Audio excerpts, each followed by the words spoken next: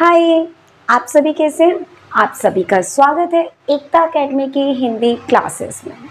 आज हम शुरू करने वाले हैं हिंदी व्याकरण का उपविषय शब्द विचार। तो चलिए शुरुआत करते हैं। बच्चे, शब्द विचार पाठ को गहराई से पढ़ने से पहले सबसे पहले शब्द की परिभाषा पढ़ना बहुत जरूरी है कि शब्द किसे कहते हैं। वर्णों के मेल से बने सार्थक समूह को शब्द कहते हैं। मतलब कि कोई भी शब्द क्या होता है जो वर्णों के मेल से, वर्ण जैसे क ख ग ट ठ ड त थ द, पूरा जो वर्ण कोई सा भी, ठीक है, वर्णमाला का कोई भी एक वर्ण, ठीक है, तो वर्णों के मेल से अलग अलग जब वर्ण आपस में मिलते हैं, ठीक है, और फिर वो कोई सार्थक, सार्थक मतलब जिसका अर्थ हो, अर्थ के साथ जो वो समूह बनाते हैं, मतलब कि वर्णों के मेल से बने सार्थक समूह को शब्द कहते हैं।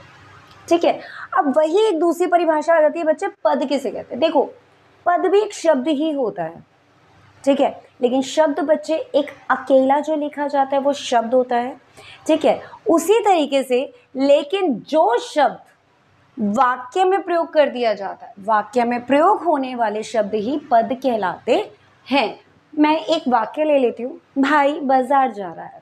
तो यहाँ पर जो ये भाई शब्द है, अब जैसे मैंने ये अलग से लिखा है तो ये शब्द है, लेकिन अगर इसी भाई शब्द को अगर मैं पूरे एक वाक्य में लिखती हूँ कि भाई बाजार जा रहा है, तो ये भाई जो शब्द है वो पद बन जाएगा। ठीक है, हाँ जी। अब हम पढ़ेंगे बच्चे शब्द के भेद।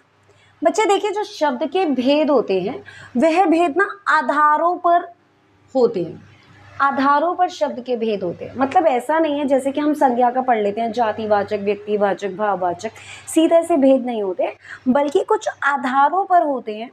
ठीक है, कुल जो आधार होते हैं शब्दों का, जो भेद होते हैं, जो जिन आधारों पर होते हैं, कुल जो होते हैं बच्चे वो 5 होते हैं। बता देती हूँ, किसी किसी व्याकरण की किताब में कुल 4 ही बता रखे होते हैं। देखिए, निम्नलिखित आधारों पर शब्द के भेद होते हैं, वो 5 कौन कौन से हैं? रचना या बनावट के आधार पर, उत्पत्ति या स्रोत के आधार पर, अर्थ के आधार पर, शब्द विकार या व्याकरणिक प्रकार्य के आधार पर, और 5वां आ जाता है बच्चे, जो किसी किसी किताब में, व्याकरण की किताब में नहीं बताया गया है, वो है प्रयोग के आधार पर। हाँ जी, शब्द का पहला भेद, शब्द का पहला भेद रचना या बनावट के आधार पर, रचना या बनावट के आधार पर। ठीक है, ये रचना या बनावट के आधार पर जो शब्द होते हैं बच्चे वो 3 प्रकार के होते हैं। पहला रूढ़ शब्द, यौगिक शब्द और योग रूढ़ शब्द। रूढ़ शब्द बच्चे देखो, रट्टा मारने की तो बिल्कुल जरूरत ही नहीं, सिर्फ समझने की जरूरत है। बच्चे देखो, रूढ़ शब्द वे शब्द होते हैं जो अन्य शब्दों के मेल से तो बने ही नहीं, मतलब कोई दूसरा शब्द साथ में नहीं मिला हुआ, ये अकेले खुद में ही अपने आप में एक शब्द होते हैं। मैंने लिखा है अन्य शब्दों के योग से नहीं बने हैं। दूसरा, इन शब्दों के और टुकड़े नहीं किए जा सकते, इन शब्दों के को खंडित नहीं किया जा सकता। ठीक है, मैंने लिखा भी है, ऐसे शब्दों को खंडित नहीं किया जा सकता। बच्चे जैसे मैंने शब्द ले लिया घर, ये शब्द जो है ना बच्चे, ये अपने आप में एक शब्द है। इस घर शब्द के अगर मैं टुकड़े करती हूँ, घ को अलग करती हूँ, ठीक है, और र को अलग करती हूँ, तो ये एक शब्द नहीं रहेगा। घ एक वर्ण बन जाएगा, र दूसरा वर्ण बन जाएगा। मतलब रूढ़ शब्द वे शब्द होते हैं जिनके और टुकड़े नहीं किए जा सकते। अब आ जाइए यौगिक शब्द, बिल्कुल उसका उल्टा। ये ऐसे शब्द होते हैं जो 2 या 2 से अधिक शब्दों से मिलकर बने होते हैं। ठीक है, जैसे कि मैं एक उदाहरण ले लेती हूँ, रसोई घर, पाठशाला, विद्या प्लस आलय, विद्यालय। ठीक है, तो यहाँ पर ये 2 शब्दों के मेल से बने हैं। ठीक है, अब योग रूढ़ शब्द पर आ जाइए। यहाँ पे योग और रूढ़ मतलब यौगिक और रूढ़ दोनों शब्द आपस में मिलते हैं। मतलब ये ऐसे शब्द होते हैं जो सामान्य अर्थ नहीं देते हैं, बल्कि कोई विशेष अर्थ देते हैं। जैसे दशानन, देखिए, दश मतलब 10, आनंद मतलब सिर, 10 सिरों वाला दशानन किसे कहेंगे? ना मुझे कहा जाएगा ना आपको कहा जाएगा, दशानन कहा जाता है रावण को। मतलब जैसे हमने कोई शब्द सुना, जैसे सुना दशानन, तो हमारे दिमाग में किसका ख्याल आया? रावण का। मैंने बोला नीलकंठ, शिवजी जी, ठीक है, जो सामान्य अर्थ नहीं देते हैं बल्कि विशेष अर्थ देते हैं। जैसे मैंने बोला तिरंगा, बच्चे तिरंगा शब्द सुनते ही दिमाग में क्या याद आता है? हमारा राष्ट्रीय ध्वज याद आता है, ठीक है। तो यहाँ पर मतलब कि तिरंगा शब्द ने सामान्य अर्थ न देकर बल्कि क्या दिया? एक विशेष अर्थ दिया। तो जो शब्द विशेष अर्थ प्रदान करते हैं वो क्या होते हैं? योग रूप है। शब्द का दूसरा भेद, बच्चे शब्द का जो दूसरा भेद होता है वो उत्पत्ति या स्रोत के आधार पर होता है। उत्पत्ति या स्रोत के आधार पर जो शब्दों के प्रकार होते हैं वो कितने प्रकार के होते हैं? 4 प्रकार के होते हैं। पहला तत्सम शब्द, दूसरा तद्भव, तीसरा देशज और चौथा विदेशी शब्द। बच्चे शॉर्ट में बताऊं तो तत्सम शब्द वो होते हैं जो संस्कृत भाषा के शब्द हिंदी में प्रयोग किए गए, ठीक है। तद्भव वो होते हैं जो संस्कृत भाषा के शब्द थोड़ा सा बदलकर हिंदी भाषा में आए हैं। और देशज शब्द वो होते हैं जो हमारे ही देश की बोलियां जो हैं, हमारे ही देश की जो बोलियां वो क्षेत्रीय प्रभाव से हिंदी भाषा में जो शब्द इस्तेमाल किए गए हैं। और विदेशी शब्द वो कहलाते हैं जो विदेशी भाषाओं के शब्द हमारी हिंदी भाषा में प्रयोग किए जाते हैं, ठीक है। एक बार इनकी परिभाषाएं देख लेते हैं। संस्कृत के शब्द जो मूल रूप से, मूल मतलब जो उनका रूप है, ठीक है, मूल रूप से हिंदी में प्रयोग किए गए, मतलब ज्यों के त्यों जैसे संस्कृत में थे वैसे ही हिंदी में प्रयोग किए गए। जैसे कि उदाहरण के तौर पर बता देती हूँ, अग्नि, ठीक है, वो होते हैं तत्सम शब्द। तद्भव कौन से होते हैं? जी, संस्कृत के शब्द जिन्होंने रूप बदल लिया। संस्कृत के शब्द जिनका रूप हिंदी में परिवर्तित हो गया, मतलब संस्कृत का ही शब्द है लेकिन अपना रूप बदलकर हिंदी में आया। जैसे मैंने लिखा अग्नि, अब मैं लिख दूं आग, ये हो गया हमारा तद्भव शब्द, ठीक है।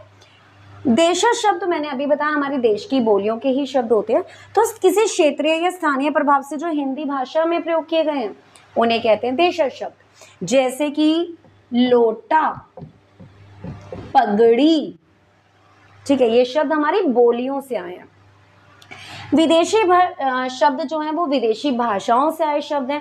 जैसे कि डॉक्टर,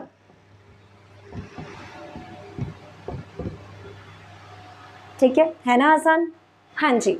शब्द का तीसरा भेद, बच्चे शब्द का जो तीसरा भेद है उसके भी आगे प्रकार होते हैं। जैसे कि पर्यायवाची शब्द, विलोम शब्द, अनेकार्थी शब्द, एकार्थी शब्द, ठीक है। अब ये पर्यायवाची शब्द कौन से होते हैं? जिन शब्दों का अर्थ समान होता है, जिन शब्दों का अर्थ समान होता है। जैसे मैंने अभी थोड़ी देर पहले तत्सम और तद्भव का बोला, अग्नि, आग, ठीक है, इनके अर्थ जो है वो क्या है? एक समान है। तो ये क्या है? हमारा अग्नि शब्द का जो पर्यायवाची है वो आग भी हो सकता है। विलोम शब्द मतलब विपरीत अर्थ देने वाले, मतलब उल्टा अर्थ देने वाले, जैसे ऊपर, नीचे, दाएं, बाएं।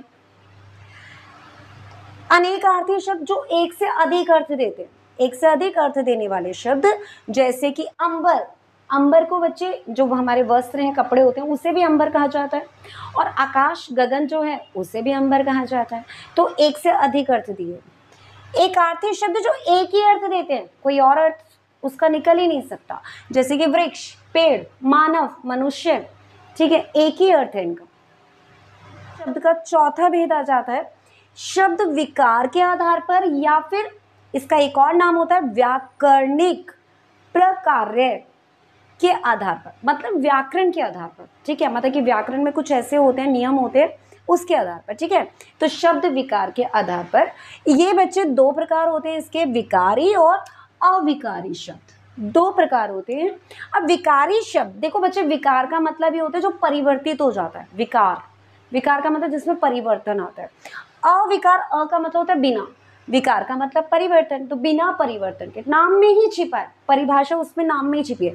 देखो जिन शब्दों के रूप लिंग, वचन, काल, मतलब ऐसे शब्द जो लिंग, वचन, काल आदि के कारण बदल जाते हैं, मतलब लिंग, वचन, काल आदि के कारण जिनका रूप बदल जाता है, ठीक है, वो शब्द विकारी शब्द होते हैं। बच्चे जैसे कि उदाहरण देती हूँ, मैंने कहा कि लड़का पढ़ता है, ठीक है, लड़का जो है वो पुल्लिंग है। अब मैं इसे स्त्रीलिंग में बनाती हूँ तो लड़का शब्द का क्या हो जाएगा? लड़की पढ़ती है। तो यहाँ पर देखो संज्ञा भी बदल गई और क्रिया भी बदल गई, ठीक है। मैंने बोला मैं पढ़ा रही हूँ, यहाँ पर मैं शब्द एक वचन है। अब मैं बोलूँ कि हम पढ़ा रहे हैं, ठीक है, बहुवचन में किया तो मैं शब्द बदल गया, क्रिया भी बदल गई। ठीक है, तो ये थे विकारी, मतलब संज्ञा, सर्वनाम, विशेषण, क्रिया। ये जो होते हैं ये लिंग, वचन, काल आदि के कारण इनके रूप बदल जाते हैं। ठीक है, अविकारी इसका उल्टा ही है परिभाषा, मतलब कि ऐसे शब्द जो लिंग, वचन, काल आदि के कारण नहीं बदलते हैं वह अविकारी शब्द कहलाते हैं। तो रट्टा नहीं मारना है, बस समझो बस।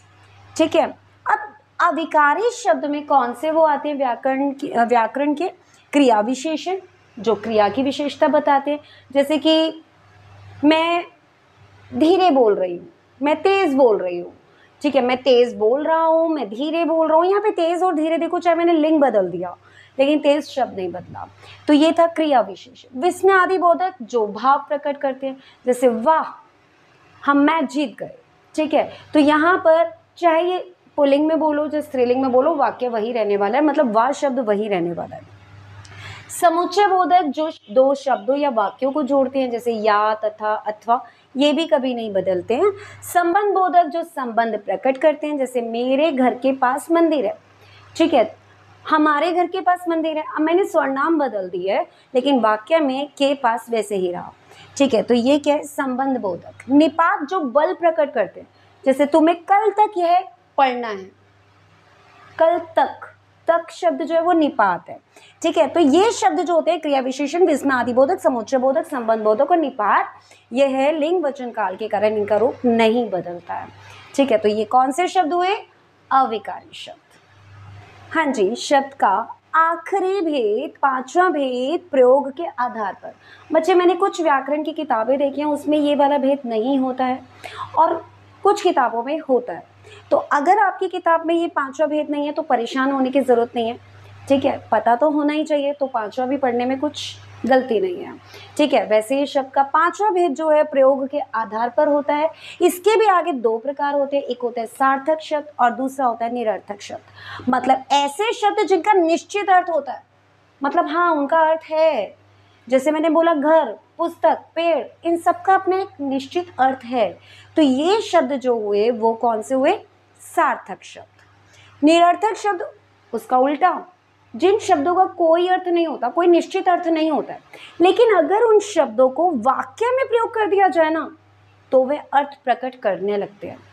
जैसे कि रोटी छोटी खिला दो। ठीक है, देखो छोटी का कोई अर्थ नहीं होता। ठीक है, रोटी का अर्थ है, खिला दो का अर्थ है, लेकिन जब बोला रोटी छोटी खिला दो तो वहां पर छोटी शब्द का भी अर्थ आ गया। तो ये क्या है, निरर्थक शब्द। बहुत आसान है बच्चे, ध्यान से सुनोगे, समझोगे, कोई रट्टा मारने की जरूरत नहीं पड़ेगी। उम्मीद करती हूँ आपको मेरे द्वारा पढ़ाए गए शब्द विचार अच्छे से समझ आ गए होंगे। यदि अभी भी कोई दिक्कत, परेशानी, समस्या हो तो आप कमेंट में मुझसे पूछ सकते हैं। और यदि आपको मेरे द्वारा पढ़ाया गया अच्छे से समझ आ रहा है तो आप मेरे चैनल को लाइक, सब्सक्राइब, शेयर कीजिए। यदि पाने हैं हिंदी में अच्छे अंक तो जुड़े रहिए हिंदी विद एकता के संग। तब तक के लिए बाय।